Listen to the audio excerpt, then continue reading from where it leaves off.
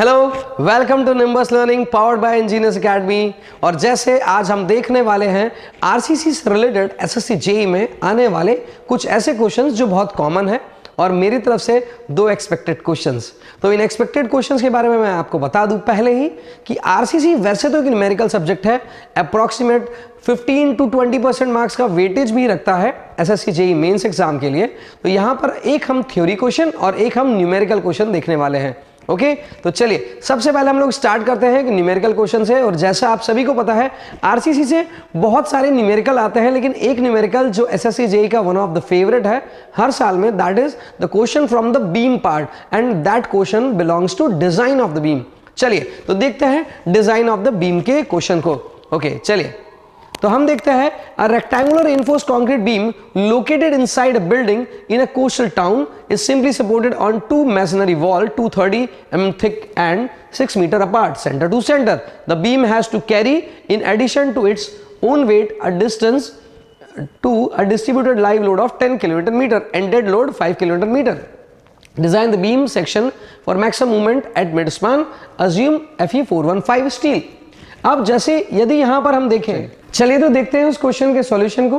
Question के solution को बताने के लिए मैंने आपको रूलिंग लाइंस पर ही क्वेश्चन के सॉल्यूशन बताना डिसाइड किया है, क्योंकि आपके एग्जाम में भी रूलिंग लाइंस ही रहती है, ताकि आप ये सीखें कि क्वेश्चन को किस तरह से फॉर्मेटिंग में लिखा जाता है।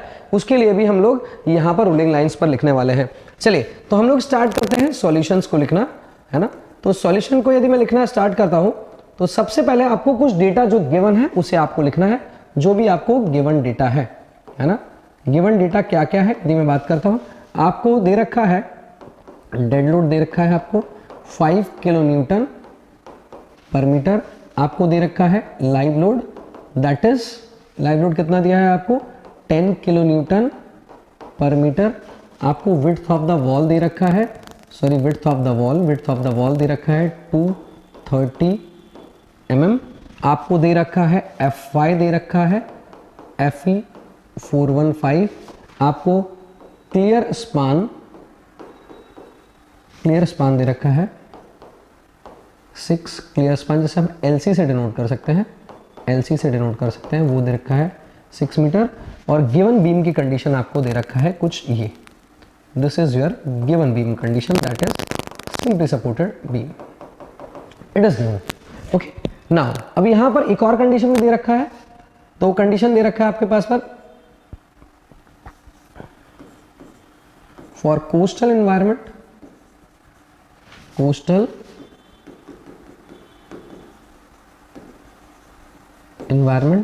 आपको दे रखा है। सो यहाँ पर M30 ग्रेड हो जाएगी because it is for severe exposure. अब यहाँ पर भी मैं बात करता हूँ यहाँ पर सॉल्व करने के लिए, तो सबसे पहले हम लोग देखते हैं इस पूरी गिवन कंडीशन के रिस्पेक्टिव हमें इस पर्टिकुलर क्वेश्चन में जो सबसे पहले है वो निकालना क्या है। तो हमें सबसे पहले यहाँ पर निकालना है इफेक्टिव स्पान। सो यहाँ पर हम बात करते हैं एज पर गिवन या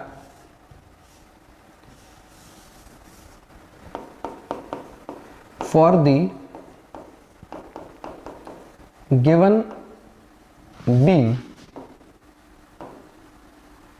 assuming the क्रॉस सेक्शन, मैं क्रॉस सेक्शन को अज्यूम कर रहा हूं यहाँ पर, assuming the cross section. So width of the beam में अज्यूम कर रहा हूं 250 mm, depth of the beam में अज्यूम कर रहा हूं 400 mm,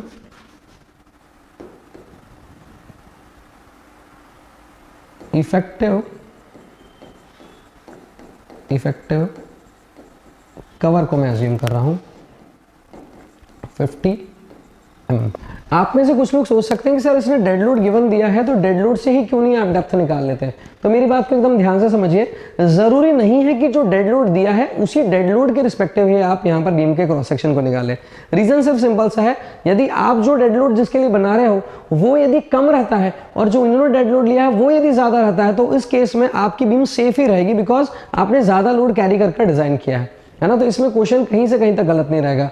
और यदि कुछ लोग ऐसा सोच रहे हैं कि मैं विड्थ को डेप्थ का हाफ मान लूंगा और फिर वहां से डेड लोड जो गिवन है, डेड लोड से फिर मैं क्या निकालूंगा, विड्थ और डेप्थ के क्रॉस सेक्शन लेकर, तो उसके लिए भी आपको एक अज्यूम करना पड़ेगा कंडीशन कि विड्थ जो है आपके पास में डेप्थ बाय 2 है। उसमें ओवरऑल डेप्थ से लेते हैं, इफेक्टिव डेप्थ से लेते हैं, वो आपका चॉइस रहेगा। आप चाहो तो वहां से भी कर सकते हो, लेकिन वो प्रोसेस ऐसा जरूरी नहीं है कि यहाँ पर अडॉप्ट किया जाए। विड्थ ले लिया, डेप्थ ले लिया, इफेक्टिव कवर ले लिया, सो यहां पर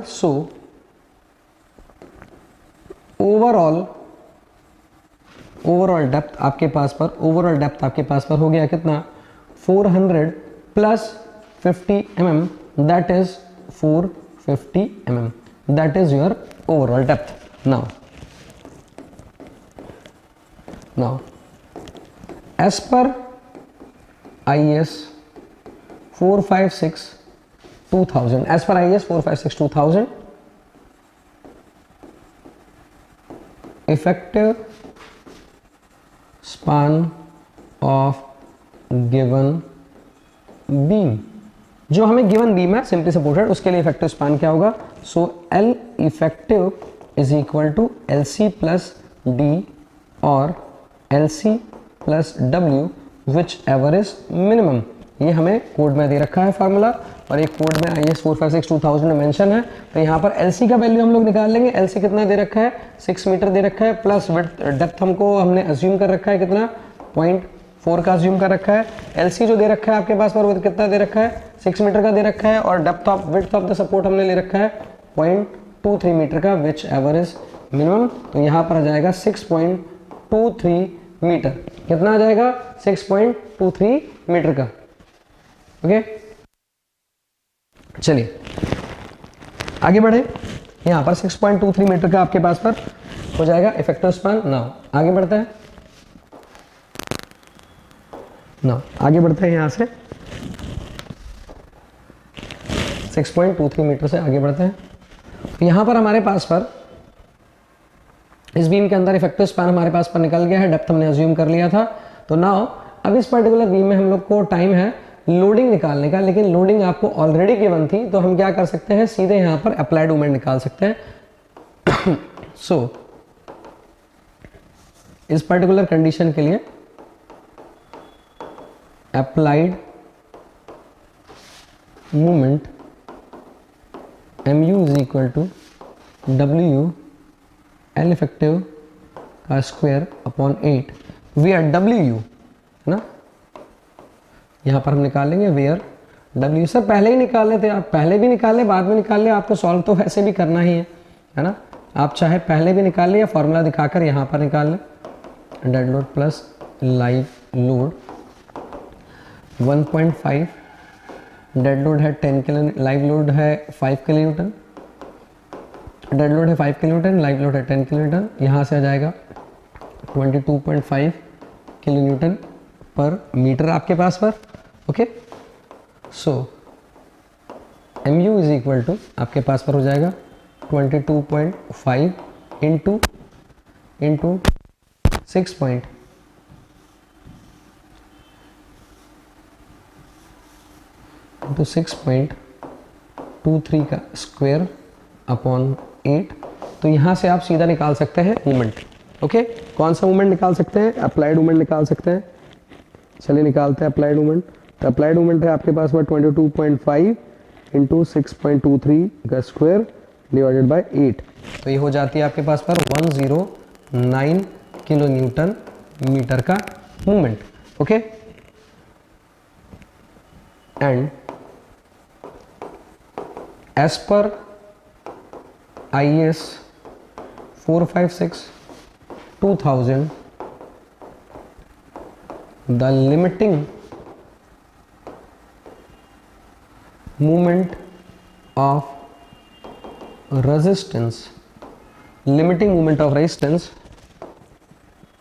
for given beam MU limit is equal to 0.138, क्योंकि आपके पास पर 415 ग्रेड है, FCK BD स्क्वायर 0.138 FCK हमारे पास पर हो जाएगा कितना 30 इंटू 250 इंटू 350 का स्क्वायर। अब देखिए यहाँ पर हम लोगों ने विड्थ अज्यूम कर रखा है 250, डेप्थ अज्यूम कर रखा है 400, सॉरी डेप्थ मैंने 400 अज्यूम कर रखा है, ओके। और ग्रेड ऑफ कंक्रीट जो है सीवियर के लिए कोस्टल एनवायरनमेंट आपको दे रखा था क्वेश्चन में, इसीलिए क्या हो जाएगा आपके पास सर M30। चलिए तो यहाँ पर मैं इसको चेंज कर देता हूँ, ये हमारे पास पर है, ये हमारे पास पर कितना 400 का स्क्वायर। चलिए तो यहाँ पर मेरा MU लिमिट निकल जाता है और वो कितना हो जाता है MU limit 0.138 FCK into D का स्क्वायर। तो ये हो जाता है मेरा 165.6 kilonewton metre. I guess कि 350 पर भी मेरी डेप्थ पास ही हो जाती है, लेकिन कोई इशू है नहीं, कोई प्रॉब्लम की बात है नहीं। इतना मेरे पास पर आ गया रेस्टिंग मोमेंट। सो या यहाँ पर सो की जगह हम लिख सकते हैं here MU is less than MU limit. इससे पता चलता है the given beam section is under reinforced and can be designed as, आप चाहो तो बिल्कुल मत लिखो क्योंकि टाइम नहीं रहेगा, मैं बस आपको समझाने के लिए बता रहा हूँ कंडीशन क्या बताती है। The given beam section is under reinforced can be designed as singly reinforced beam, can be designed as singly reinforced beam की तरह डिजाइन की जा सकती है, ओके। तो सिंगली रेनफोर्स्ड बीम की तरह डिजाइन की जा सकती है, तो एरिया ऑफ स्टील निकाल सकते हैं। या फिर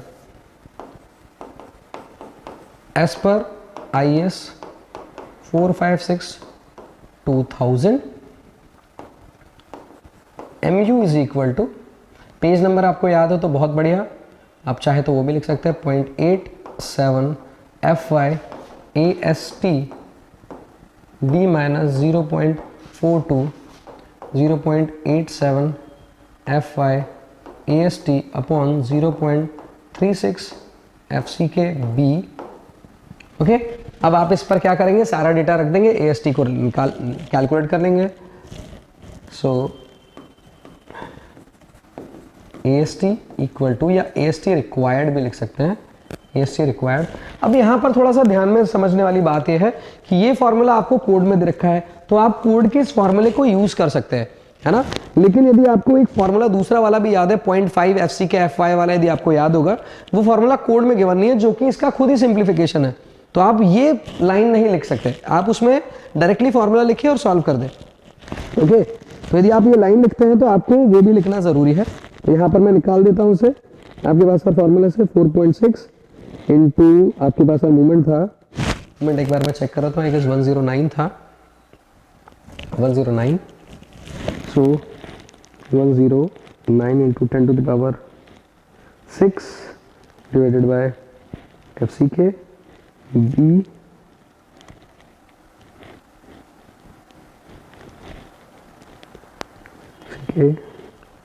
B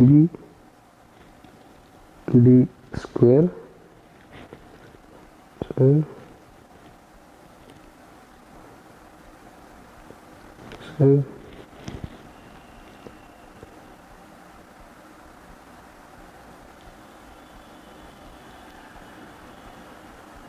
तो यहाँ पर एरिया ऑफ स्टील आ रहा है मेरा 856, एरिया ऑफ स्टील आ रहा है 856 mm square, okay.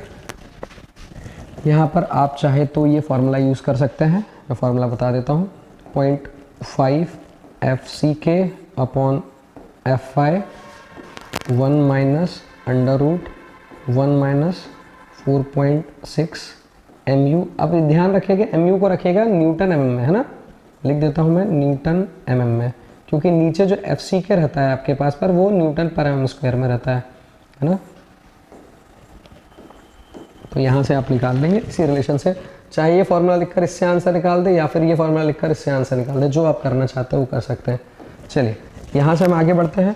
So area of steel निकल गया हमारे पास पर।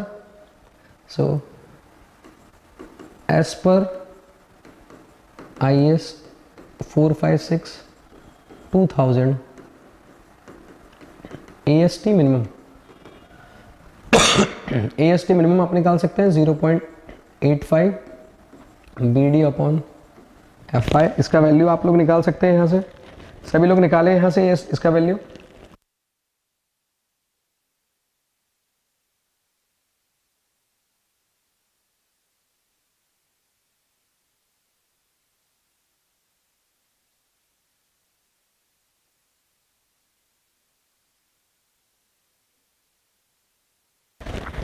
सो यहाँ पर आपके पास पर यहाँ पर डेटा आप रख दीजिए 0.85 इंटू 250 इंटू 400/415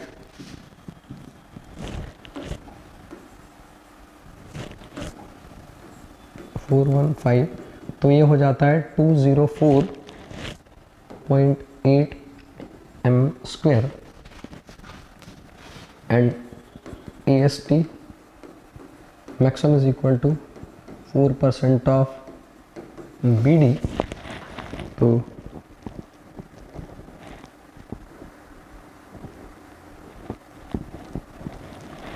ये आ जाता है आपके पास पर 4000 m²।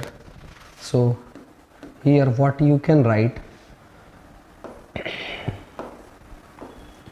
AST required is greater than AST minimum and it is less than AST maximum। तो कंडीशन हमारे पास पर सेफ है। आप चाहे प्रोवाइडेड वाला निकाल कर भी दिखा सकते थे, है ना। Now assuming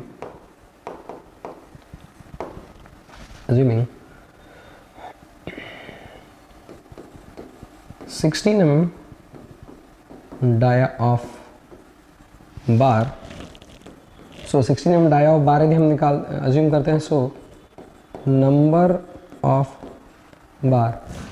bar is equal to कितना हो जाएगा आपके पास पर, आपका एरिया ऑफ स्टील चेक करें।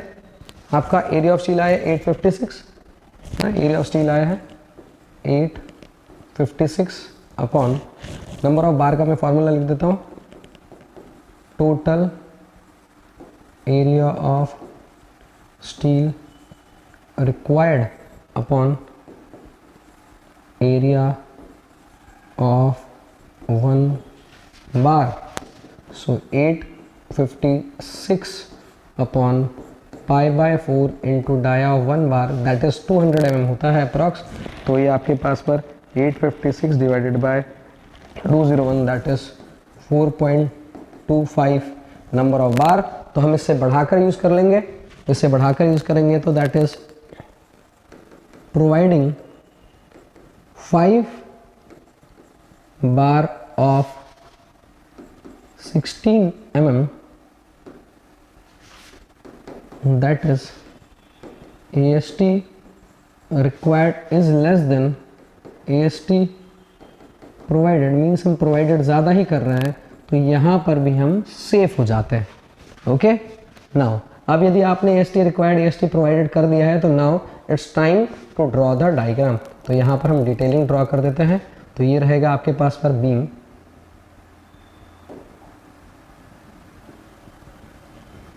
यहाँ पर मैं बीम का डायग्राम बना देता हूँ।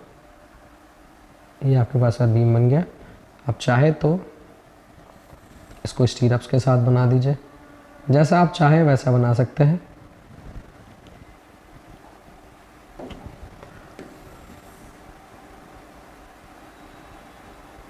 ओके 1 2 3 4 एंड 5 बार आप लगा दिए। ये विड्थ आपको पता है 250 मेंशन कर दीजिए। ये डेप्थ आपको पता है 450, ये मेंशन करिए। सर 400 क्यों नहीं मेंशन करें? साइट पर उसका रिक्वायरमेंट नहीं रहता, साइट पर आपके पास पर रिक्वायरमेंट नहीं रहता। किसका रिक्वायरमेंट नहीं रहता? साइट पर रिक्वायरमेंट नहीं रहता इफेक्टिव डेप्थ का। ये बार है आपके पास पर 5 बार ऑफ 16 mm, ठीक है, ये आपने मेंशन कर दिया। स्टीरअप्स को मेंशन करने की ज़रूरत नहीं है, हालांकि यहाँ पर सपोर्टिंग बार आएंगे, लेकिन क्वेश्चन में दिया नहीं था तो इसलिए हमने मेंशन नहीं किए। आप चाहे लीजेंड्स लिखकर भी इसे सॉल्व कर सकते हैं। एक और डायग्राम आपको बनाना है साथ में। यहाँ पर कौन सा डायग्राम बनाना है? जिसका ये सेक्शन है ना, जिसका सेक्शन है ये आपके पास पर बीम थी, दिस इज़ योर बीम, है ना। यहाँ पर आपके पास पर वॉल है, इस जगह पर आपके पास पर वॉल है, दिस इज़ द वॉल।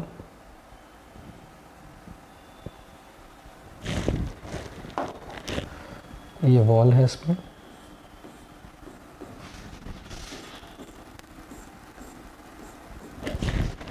तो यहाँ आपके पास पर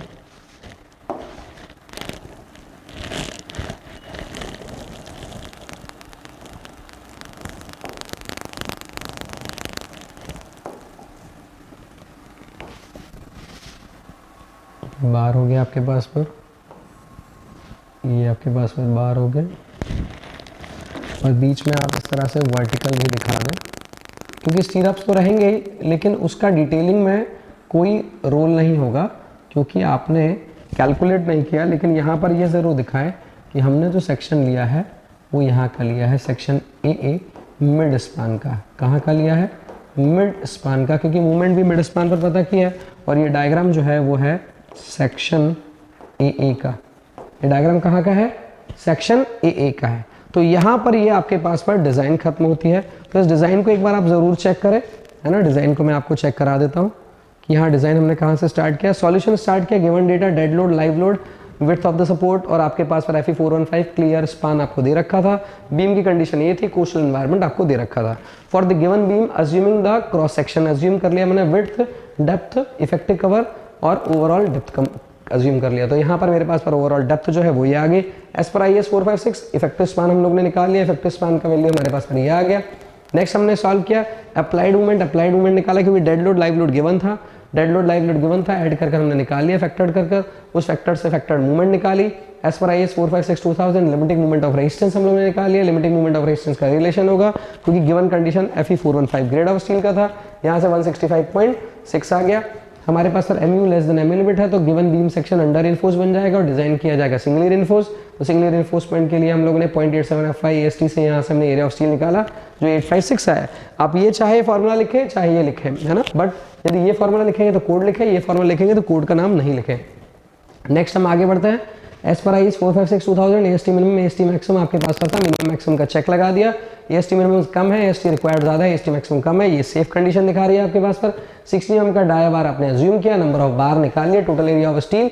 ये आप एग्जाम में नहीं भी लिखेंगे, डायरेक्टली ये लिखेंगे, काम चलेगा आपका। ओके 4.25 बार आ रहा है, मैंने इसे अप्रॉक्स कर दिया 5, तो providing 5 bar of 16 mm, that is AST required जो है उससे ज़्यादा AST प्रोवाइड कर रहे हैं, तो ये और सेफ कंडीशन हो जाती है। 250 का वेट और 450 का डेप्थ आपने मेंशन कर दिया, 5 बार आपने लगाए हैं। यहाँ पर आपने स्पान दिखा दिया कि आपके पास पर बीम थी। आप चाहे तो यहाँ पर ये भी दिखा सकते हैं कि इस बीम के अंदर पर क्लियर स्पान आपके पास पर 6 मीटर था, विड्थ ऑफ द सपोर्ट जो था आपके पास पर 230 mm था। चाहे दिखा दे नहीं दिखाएं, लेकिन आपको ये रेनफोर्समेंट डिटेलिंग होता, तो रेनफोर्समेंट डिटेलिंग में इतना चीज़ आप जरूर दिखाएं। तो ये था आपके पास पर न्यूमेरिकल। ओके, तो चलिए अब इसके बाद देखते हैं हम लोग थ्योरी वाला क्वेश्चन। जो थ्योरी क्वेश्चन था आपके पास पर WSM एंड LSM का डिफरेंस पूछा था, what is the difference between WSM and LSM। चलिए उस क्वेश्चन को देखते हैं। चलिए तो अब हम लोग स्टार्ट करते हैं next question, that is the question of theory.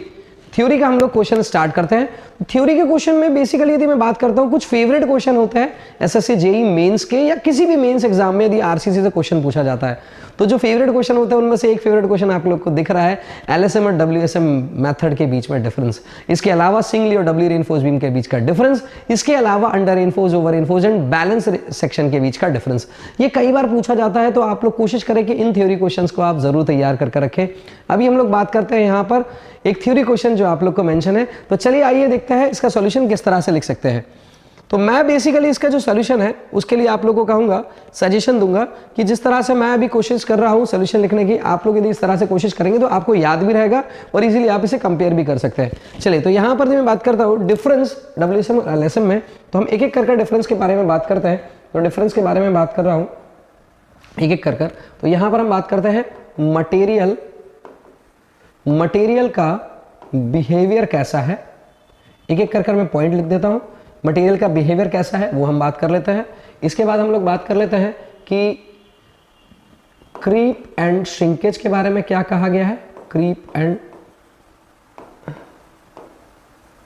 Shrinkage के बारे में दोनों क्या कहते हैं। नेक्स्ट हम बात कर लेते हैं मटेरियल यूटिलाइजेशन के बारे में, कितना कौन मटेरियल को यूटिलाइजेशन करता है। नेक्स्ट इसके अलावा हम बात करें डिज़ाइन क्राइटेरिया क्या है इनका, डिज़ाइन क्राइटेरिया क्या है। आप चाहो तो डिज़ाइन क्राइटेरिया लिख भी सकते हैं यहाँ पर, एक लाइन में उसके लिए छोड़ देता हूँ। इसके अलावा डिज़ाइन क्राइटेरिया के लिए हम बात करते हैं factor of safety. Factor of safety किस चीज़ के लिए लिया गया है, यहाँ पर डिज़ाइन लोड क्या होता है वो आप बता सकते हैं। नेक्स्ट इसके अलावा बात सकते हैं कंसेप्ट ऑफ डिज़ाइन क्या है, ये भी बता सकते हैं, और भी मैं पॉइंट्स बता दूंगा आपको। तो यहाँ पर 1 2 3 4 5 6 7 पॉइंट्स तो हम लोग यहाँ पर देख ही रहे हैं डिफरेंस के। मटेरियल बिहेवियर यदि मैं बात करता हूँ तो मटेरियल बिहेवियर के बेसिस पर हम कह सकते हैं, मटेरियल बिहेवियर के बेसिस पर हम कह सकते हैं कि यहाँ पर कंक्रीट इज परफेक्टली इलास्टिक माना गया है, तभी इस मेथड को हम लोग मॉड्यूलर रेशियो मेथड भी कहते हैं। और कंक्रीट इज, और यहाँ पर माना गया है concrete is non elastic, means इसे इलास्टिक जोन के बाहर भी हम लोग यूटिलाइज करेंगे, नॉन लीनियर जोन में। Creep and shrinkage are fully accepted है। यहाँ पर यहाँ पर फुल्ली नहीं, यहाँ पर है पार्शियली एक्सेप्टेड, यहाँ पर है आपका पार्शियली एक्सेप्टेड WSM में, और LSM में है फुल्ली एक्सेप्टेड है। नेक्स्ट यदि मैं बात करता हूँ मटेरियल यूटिलाइजेशन में, यदि बात करता हूँ तो मटेरियल यूटिलाइजेशन में भी है आपके पास पर पार्शियली यूटिलाइज्ड, और यहाँ पर है फुल्ली यूटिलाइज्ड है। डिज़ाइन क्राइटेरिया यहाँ पर सर्विस है, जिसके अंदर पर इन्होंने लिया है डिफ्लेक्शन को लिया है, क्रैक को लिया है, वाइब्रेशन को लिया है, लीकेज को लिया है। इन सारे पैरामीटर के लिए डिज़ाइन करते हैं। यहाँ पर हम बात करते हैं तो यहाँ पर क्राइटेरिया है आपका कोलैप्स के लिए। कोलैप्स में इन्होंने बेंडिंग को लिया है, शियर को लिया है, टॉर्शन को लिया है, कंप्रेशन को लिया है। इन क्राइटेरिया के लिए डिज़ाइन कर देता है। फैक्टर ऑफ सेफ्टी हम बात करते हैं तो यहाँ पर आपके पास पर ओनली फॉर मटेरियल, सिर्फ मटेरियल के लिए ली गई है पार्शियल फैक्टर ऑफ सेफ्टी। यहाँ पर फैक्टर ऑफ सेफ्टी ली गई है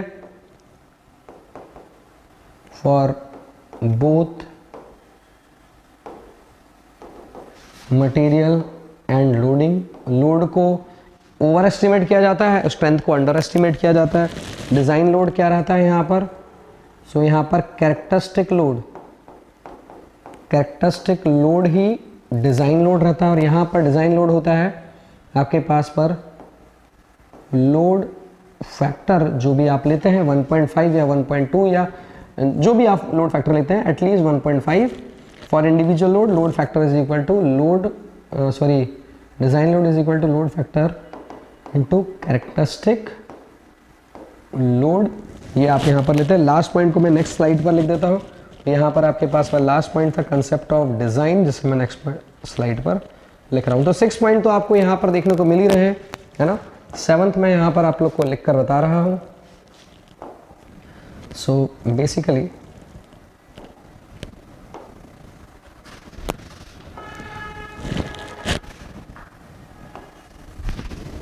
तो यहाँ पर हमारे पास पर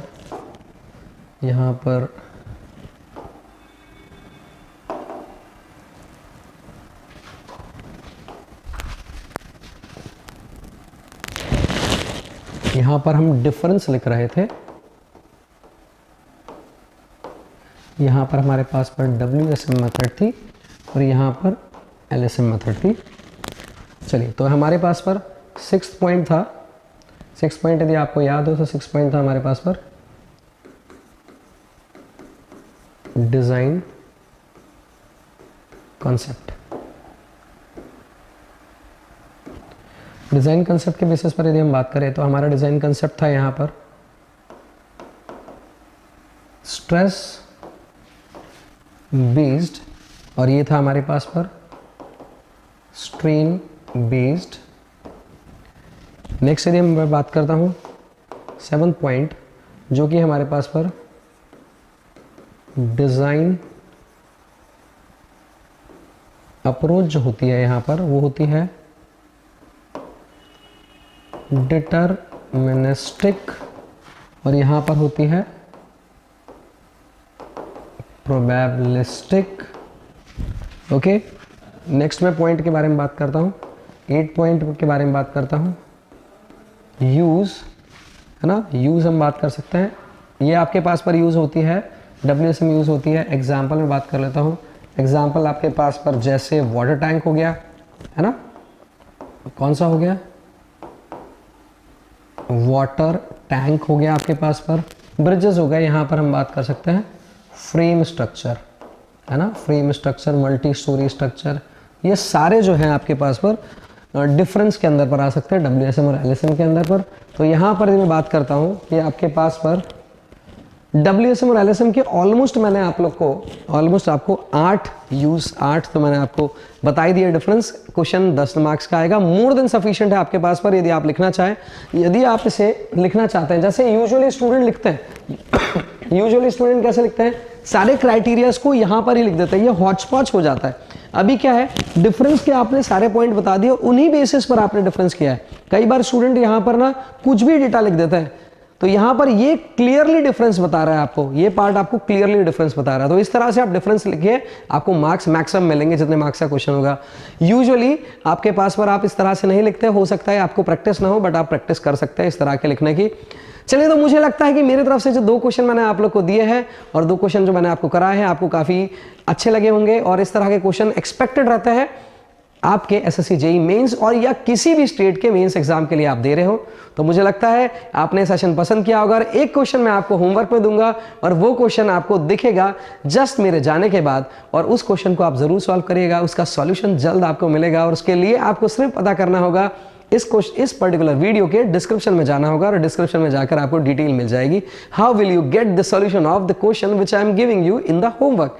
ओके, चलिए मिलते हैं नेक्स्ट किसी और वीडियो में आप सभी के साथ, और एंजॉय करिए और तैयारी करते रहिए आपके फ्यूचर की, क्योंकि ये नंबर्स लर्निंग है और यहाँ होती है आपके फ्यूचर की तैयारी।